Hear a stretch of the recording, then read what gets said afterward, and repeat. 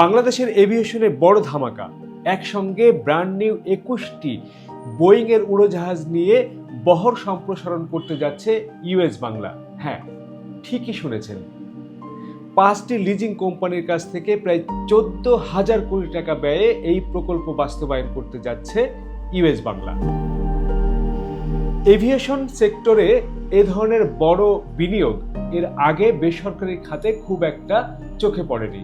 এটি বাংলাদেশের aviation hub হিসাবে প্রতিষ্ঠিত হওয়ার ক্ষেত্রে বড় ভূমিকা রাখতে যাচ্ছে।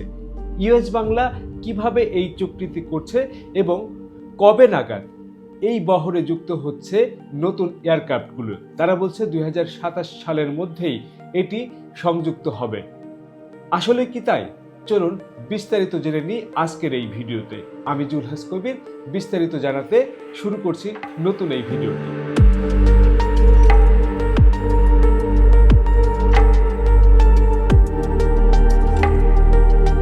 দেশের বেসামরিক বিমান পরিবহন খাতে ইতিহাস গড়তে যাচ্ছে ইউএস বাংলা এয়ারলাইন্স। বহর সম্প্রসারণের অংশ হিসেবে 2027 সালে 21টি ব্র্যান্ড নিউ বোয়িং 737-8 এয়ারক্রাফট যুক্ত হচ্ছে এয়ারলাইন্সটিতে। বিশ্বসেরা 5টি এয়ারক্রাফট লিজিং প্রতিষ্ঠান ইউএস বাংলা এয়ারলাইন্সকে এই এয়ারক্রাফটগুলো দিচ্ছে, যার বাজার মূল্য প্রায় 1.11 বিলিয়ন মার্কিন ডলার বা বাংলাদেশি মুদ্রায় এই বিনিয়োগের পরিমাণ প্রায় 14,000 কোটি টাকা।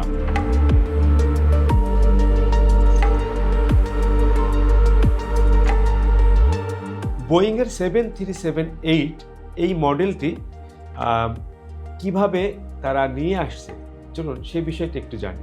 বাংলাদেশ বিনিয়োগ উন্নয়ন কর্তৃপক্ষ বিডার নির্বাহী চেয়ারম্যান চৌধুরী আশিক মাহমুদ বিন হারুনকে পাঠানো ইউএস বাংলা এয়ারলাইন্সের একটি চিঠি থেকে এই তথ্য জানা গেছে। চিঠিতে বলা হয়েছে, বিশ্বের অন্যতম শীর্ষ উড়োজাহাজ নির্মাতা প্রতিষ্ঠান বোয়িংয়ের এই উড়োজাহাজগুলো বহরে যুক্ত হওয়ার পর ঢাকা, চট্টগ্রাম ও সিলেটকে আঞ্চলিক হাব হিসেবে গড়ে তুলবে ইউএস বাংলা এয়ারলাইন্স। ঢাকার পাশাপাশি চট্টগ্রাম ও সিলেট আন্তর্জাতিক বিমানবন্দর থেকে দক্ষিণ এশিয়া, দক্ষিণ পূর্ব এশিয়া, মধ্যপ্রাচ্যের বিভিন্ন গন্তব্যে ফ্লাইট পরিচালনা করবে।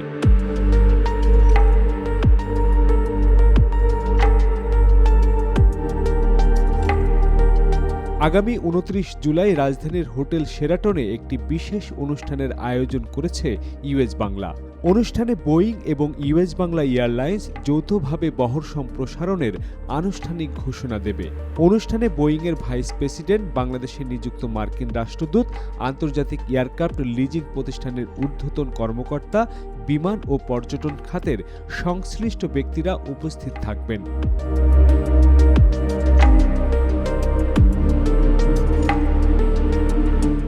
ইউএস বাংলা তাদের চিঠিতে উল্লেখ করেছে, নতুন উড়োজাহাজ সংযোজন শুধু একটি ব্যবসায়িক সম্প্রসারণ নয়, বরং এটি দেশের এভিয়েশন খাতে একটি যুগান্তকারী বিনিয়োগ। এটি বাংলাদেশের এভিয়েশনের ইতিহাসে একটি গুরুত্বপূর্ণ সিদ্ধান্ত। দেশের কোনো সরকারি বা বেসরকারি এয়ারলাইন্স এর আগে একসঙ্গে এত বড় পরিসরে বহর সম্প্রসারণের উদ্যোগ নেয়নি। এটি ইউএস বাংলা এয়ারলাইন্সের একটি বড় সফলতা। তারা নিশ্চয় দীর্ঘমেয়াদী পরিকল্পনা করেই এই সিদ্ধান্ত নিয়েছে। ইউএস বাংলা বলছে, তাদের এই বহর সম্প্রসারণের মধ্য দিয়ে তারা আকাশ পথে রাজত্ব করবে। সেই রাজত্বটি আসলে কোন কোন রুটগুলোতে তারা করবে? তারা মূলত ইউরোপ এবং আমেরিকার এই রুটগুলোতে তাদের বহর সম্প্রসারণ করতে চায়। অস্ট্রেলিয়াতেও তাদের বহর সম্প্রসারণ করতে চায়। পাশাপাশি তারা মধ্যপ্রাচ্য এবং এশিয়ার যে সকল দেশগুলোতে বাংলাদেশিরা বেশি বসবাস করে, বিশেষ করে রেমিটেন্স যোদ্ধারা যে সকল দেশগুলোতে বেশি রয়েছে, সেই সকল দেশগুলোতে তাদের বহর সম্প্রসারণ করবে। 10টা দেশের 14টা ডেস্টিনেশন ফ্লাইট অপারেট করছে। খুব সহজে আমাদের পরিকল্পনা আছে ঢাকা টু মদিনা রুটে ফ্লাইট অপারেট করার, এবং সাথে সাথে আমাদের 2026-এর শেষ নাগাদ কিংবা 27-এর শুরুতে ঢাকা টু লন্ডন এবং ঢাকা টু রোমে কিন্তু ফ্লাইট পরিচালনা করার একটা পরিকল্পনা নিয়ে আমরা এগিয়ে যাচ্ছি। আপনাকে এটাও জানিয়ে রাখি, 2028 নাগাদ আমাদের প্ল্যান আছে ঢাকা টু টরন্টো এবং নিউ ইয়র্ক রুটে ফ্লাইট অপারেট করার। এবং আরেকটা ডেস্টিনেশন যেটা আপনি মানে শুনলে খুশি হবেন, যেটা বাংলাদেশি প্রবাসীরা, বিশেষ করে স্টুডেন্টদের একটা আধিপত্য আছে, আধিক্য আছে সেখানে হচ্ছে ঢাকা টু সিডনি। অস্ট্রেলিয়াতে বেশ কিছু বাংলাদেশিরা এখন অবস্থান করছে এবং তাদের কাছ থেকে একটা ডিমান্ড আছে বাংলাদেশি ক্যারিয়ারটা যেন তারা ফ্লাই করতে পারে, ডিরেক্ট ফ্লাইট। তো আমরা ঢাকা টু সিডনিতে আমরা ডিরেক্ট ফ্লাইট করার পরিকল্পনা আমরা নিয়ে কাজ করছি। সব কিছু মিলে আমাদের আসলে বহরকে যেমন সমৃদ্ধ করতে যাচ্ছে এবং চলতি বছর আমি বলবো যে খুব শর্টলি আমাদের বহরে হয়তো আরও 3টা এয়ারবাস 330 নিয়ে আমরা কাজ করছি, যেটা আমাদের প্যাসেঞ্জারের মধ্যে ডিমান্ড আছে সেই ডিমান্ডটাকে ফুলফিল করার জন্য আমরা এই কাজগুলো করছি। আপনাকে এটাও জানিয়ে রাখি, ইনশাল্লাহ আগামী বছর যদি সব কিছু ঠিক থাকে আমরা যে হজ ফ্লাইট করার পরিকল্পনা নিয়ে আমরা আগাচ্ছি এবং আমাদের বিশ্বাস সরকার এবং সংশ্লিষ্ট যারা আছেন প্রত্যেকে আসলে ইউএস বাংলাকে সেই অপরচুনিটি দেবেন।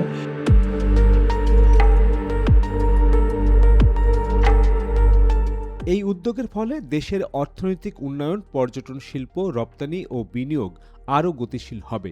একই সঙ্গে নতুন উড়োজাহাজ পরিচালনায় বিপুল সংখ্যক পাইলট, ইঞ্জিনিয়ার ও সহায়ক জনবলের প্রয়োজন হবে, যা দেশে বড় ধরনের কর্মসংস্থান সৃষ্টি করবে। এই যে প্রতিযোগিতার বাজার চলছে, বিদেশি এয়ারলাইন্সগুলো বাংলাদেশি প্যাসেঞ্জারকে বহন করছে, এত বড় একটি মার্কেটে বিমান বাংলাদেশ এয়ারলাইন্সের তাদের ফ্লাইটের সংখ্যা কম থাকার কারণে, তাদের উড়োজাহাজের সংখ্যা কম থাকার কারণে এই মার্কেটটি ধরতে পারছে না। সেটি ইউএস বাংলা ঠিকই বুঝতে পেরেছে এবং তারা তাদের বহর সম্প্রসারণ করছে, বাজেট বাড়িয়েছে এবং এই যে বাংলাদেশের বিশাল একটি মার্কেট, সেটি যদি বাংলাদেশি কোনো কোম্পানি এই যাত্রীগুলো পরিবহন করতে পারে তাহলে এটি দেশের অর্থনীতিতে ব্যাপক একটি প্রভাব বিস্তার করবে।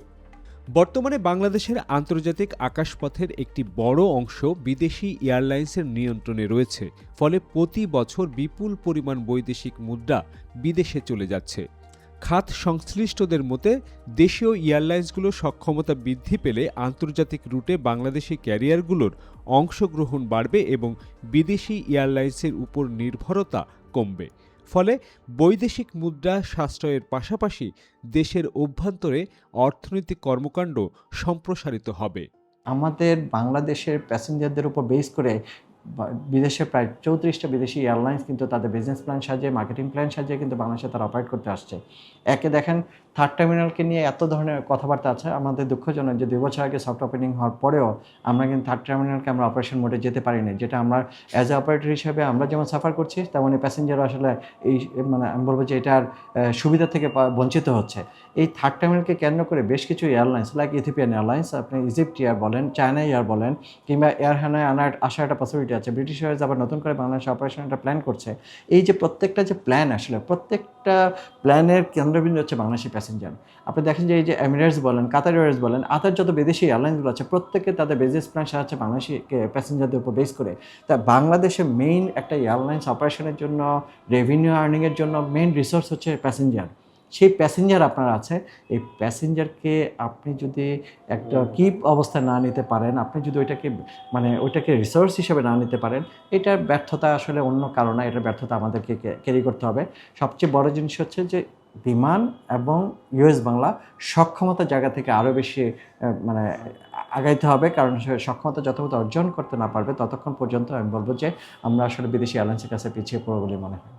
এভিয়েশন খাত সংশ্লিষ্ট সূত্র বলছে 2026 সালে বিশ্বের কোনো একক এয়ারলাইন্সের এক বছরে 21টি নতুন উড়োজাহাজ বহরে যুক্ত হওয়ার ঘটনা মাত্র 5টি। পাশাপাশি 2027 সালের ক্যালেন্ডার বছরে সবচেয়ে বেশি সংখ্যক নতুন উড়োজাহাজ বহরে যুক্ত করা এয়ারক্রাফটগুলোর মধ্যে অনন্য নজির তৈরি করতে যাচ্ছে বাংলাদেশের সর্বপ্রথম ITS সার্টিফাইড বেসরকারি প্রতিষ্ঠান ইউএস বাংলা এয়ারলাইন্স।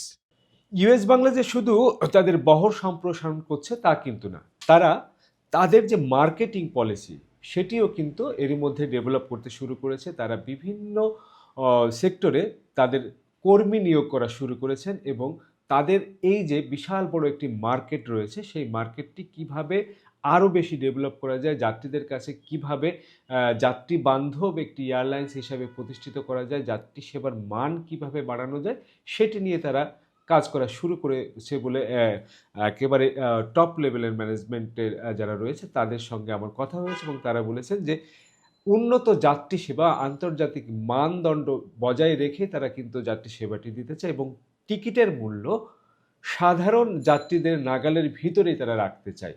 এটি তাদের মূল উদ্দেশ্য।